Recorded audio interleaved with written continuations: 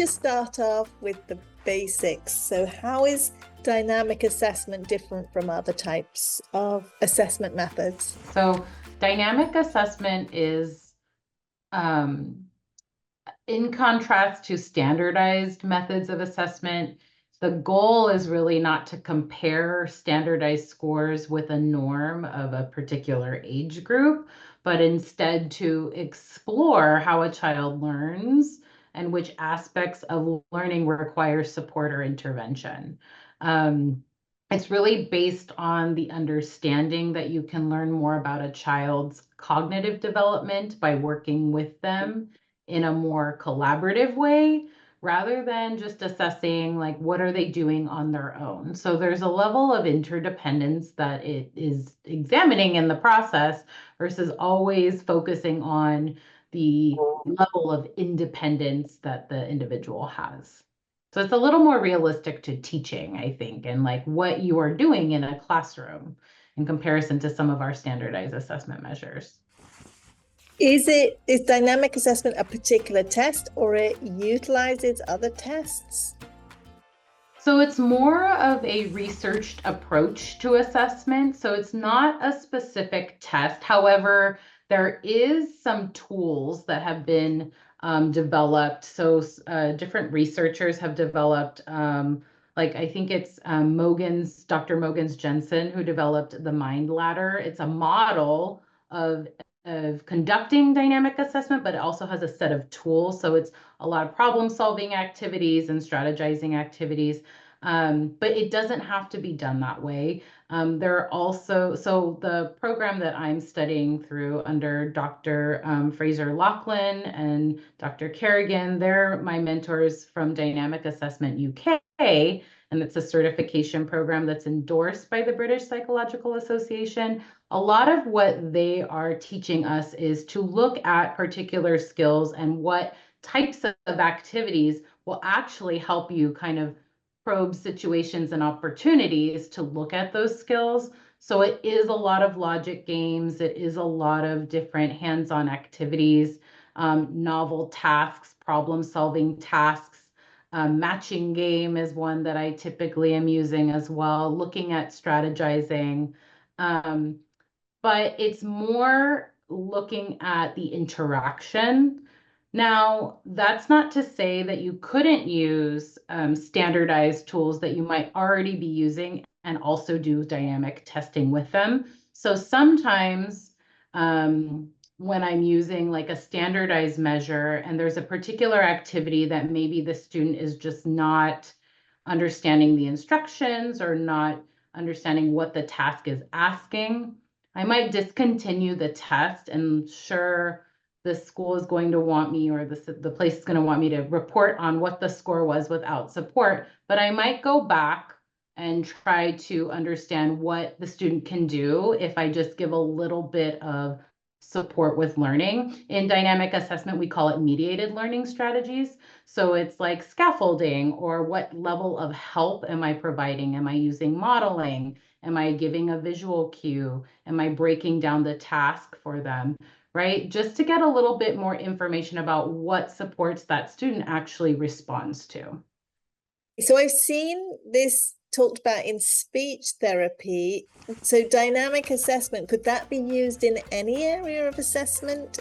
I think it could probably be used in a lot of school-based disciplines. I can't speak too much for outside of that, but in terms of like really gathering information about skills, I think it can be used across disciplines. So I think it can be used by educators to get information about academic content, but it could also be used, I could see OTs using it for like, activities of daily living, and then speech therapists using it to kind of look at all around like pragmatics, but also, speech production. So I feel like it could be used by anybody, really, or across different types of assessments, because it's more, again, it's not so much a specific tool, more of an approach.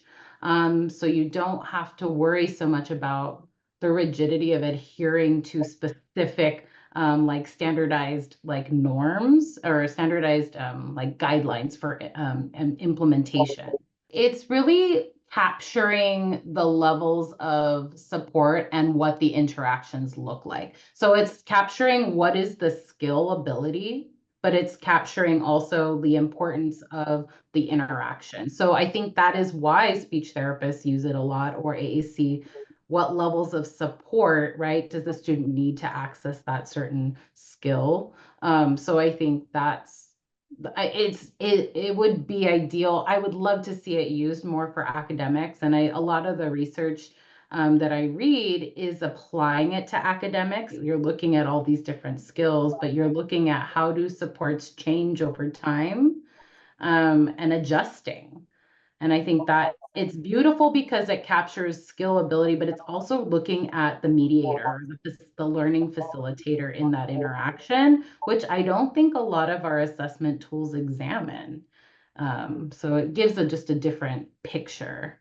It does seem similar to response to intervention, even though response to intervention is often done instead of an assessment and takes longer. Can you just explain how you see them as two different things, response to intervention and dynamic assessment? Right. So when I'm doing a true dynamic assessment outside of like an IEE, right? Because within an IEE, I'm still held to the standard of kind of looking at eligibility and things like that. So I have done dynamic assessments outside of the context of school-based assessment. And when I do that, I can actually use it as a tool for a response to intervention. So what I can do is gather samples like reading, writing, and math sample of the individual. And then I can look at what mediated learning strategies, what supports are needed, but also the skills that the student is doing. And then kind of gather a baseline, create some goals around that, and then work with the student specifically on enhancing those goals or enhancing those specific skills that we've been targeting or that we noticed were some weaknesses in the initial gathering of information. Then I can probe again later and see how did they respond to the targeted intervention that was given. So it really is a way to be able to gather again information about the skills, but I can also examine like where did support change. Most dynamic assessment like checklists or tools will have a little caveat on them that says change, meaning even within one interaction, are we seeing the student change with more exposures and more practice, right? Because we want to account for the student being a dynamic learner, that they have ability to change even within a small session, rather than just thinking that learning is static.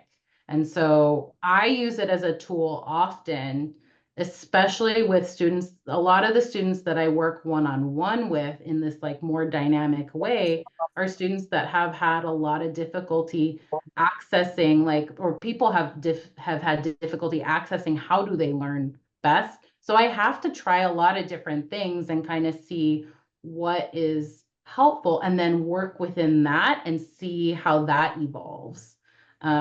So it is just a much more flexible way of looking at a learner, but it does take skill because you have to be able to observe those nuances and changes. But it can definitely indicate response to intervention. And you can shift those strategies that you're using as the mediator and kind of take note on like how the student is not needing as much support, moving from explicit help, or sorry, yeah, explicit help to implicit help, right? More, hints versus like really being direct with scaffolding. How would a family, like when they were talking about their assessment plan with their school psychologist, how would a family advocate for having this kind of dynamic assessment? One of the things that I talk to school psychologists about doing is if they have a student, perhaps it's a student that's a little trickier to test, or they're having trouble figuring out, well, a standardized norm reference assessment isn't quite going to work for the student, encouraging them to use other ways of looking at skill development. And so sometimes that's like bring in some games and like work with them. I will say some of the parents that I've worked with, one of the biggest ways they've advocated, and then school psychs have reached out to me of like, I'm not sure what to do, is the biggest thing they'll say is, I haven't gotten any useful information about from a psychoeducational assessment in a long time because everything is, I couldn't test them or they're just very low, right? Like that's not helpful in planning. So encouraging the team to try to do things that are maybe a little bit more aligned with the student's strengths and being open to other activities. So I think it's fair for a parent to kind of, instead of like saying, I want a dynamic assessment, you might know what a dynamic assessment is now, but encouraging your assessment team to look at other opportunities for gathering information that you know are probably more successful for that student. So if you know there are games or things at home or logic games that you do, like kind of talking about those and sharing those activities and saying like, I know that demonstrating counting skills has been really challenging in the past for assessors to gather, but I do know that when we engage in this type of activity, maybe it's like a hopscotch activity, right? Like I know that they will count out loud. So being able to offer other activities that they might be able to see skills in, I think is a really easy way to kind of start pushing your assessment team to look at it from a different perspective. The other thing I would suggest too is encouraging them to look at the dynamics of the classroom. So one of the things, like I mentioned, when I'm doing a dynamic assessment, I go into the classroom and I look at what supports are being provided. And like, what do those interactions look like? The person who's assessing can be the observer of that environment as well and see what levels of support are working. That will help inform accommodation development and things like that. So it can still be a part of the assessment in a less formal way, but it's still capturing the key information that we get from dynamic assessment, which is we're looking at overall skill development and we're looking at those supports and mediated learning. What does the individual do within that? So a nice approach, I think, from a parent would be to also encourage the assessment team to spend more time observing and doing intentional observation with what supports are being implemented and what does the interaction look like. The discrepancy model. People won't necessarily know what that is. Oh, so yeah, if you just kind of explain it, that would be great. Yeah, so the discrepancy model is one of the ways that specific learning disabilities can be identified in California under IDEA. We can also, so what that means is when we're doing an assessment for learning disability, we're going to want to see a discrepancy between cognition, so overall intelligence and IQ, and academic achievement. It's really number related. It relies on gathering standardized assessment data and comparing scores because you want to see that wide gap. However, there are other ways to assess for learning disabilities still under the law. One is response to intervention. So looking at response to intervention data over time, that does require a school to have a very solid system of response to intervention being implemented. So perhaps a student has been receiving reading intervention for a long time, but not making substantial progress. That could be another way that we start looking at learning disability.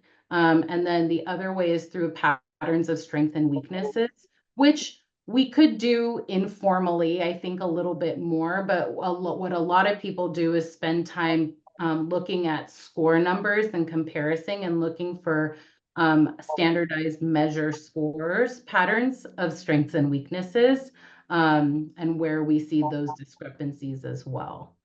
But the other thing we have to look for when we're looking at learning disability is processing. So there does have to be a deficit in processing areas.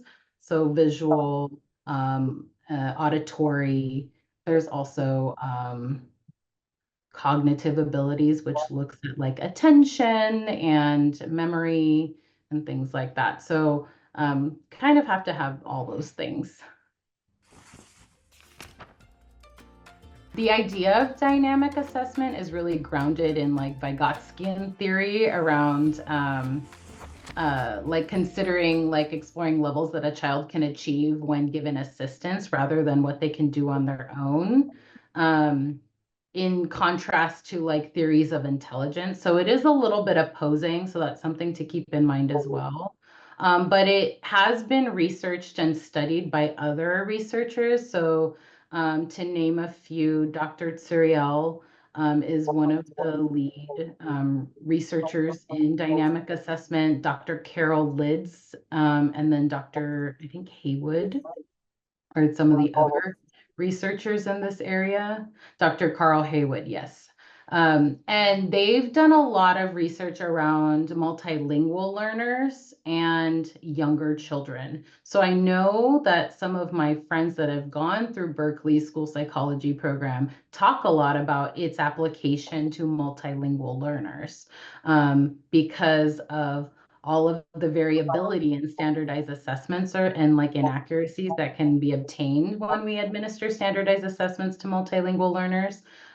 So this has been applied a lot in that context. And then for younger children. And I will say the Southern California ordinal scales are considered to be a dynamic assessment. However, they do have a comparison, a criterion comparison to developmental stages, which can also be a little tricky. It's also very old and they don't publish it anymore.